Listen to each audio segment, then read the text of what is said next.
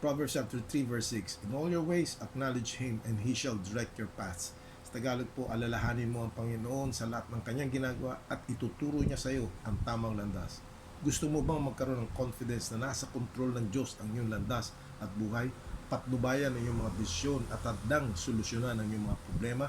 Ang mga salitang iyon ang susi sa kumpiyansang iyon. Alalahanin mo ang Panginoon sa lahat ng inyong ginagawa at ituturo niya sa iyo ang tamang landas. Ibig sabihin, ang Panginoon sa bawat paghinto, pagbabago o sandaling pwede kang magpahinga at huminga ng kaunting malalim ng walang pressure na kailangan mo magmuha ng desisyon.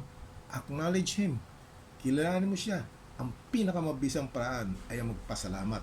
Pasalamatan siya dahil siya ang nasa control.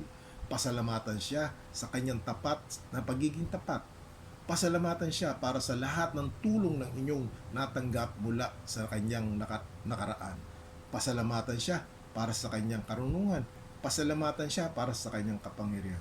Sa pamamagitan ng pagpapasalamat, ikaw ay nagkakaroon ng pagkilala sa kanya. Ikaw ay patuloy na magpapatunay na siya ang nasa kontrol ng inyong buhay at kalagayan. Sa ganitong paraan, nagpapatuloy ang kanyang gabay at patnubay. Acknowledge Him in every moment with a brief prayer, a simple, thank you Lord. Thank you for your taking charge of this situation. Thank you for having the solution to this problem. Sa bawat hakbang, Panginoon, aking kinikilala ang iyong presensya. Bawat tanong, aking inahain sa iyo. Bawat desisyon, aking inaalay sa iyo. Salamat, Panginoon, sa pagtanggap ng responsibilidad. Thank you for your willingness. Kapag kinilala mo ang Diyos sa ganitong mga hakbang, you can have the assurance that God will truly guide your journey.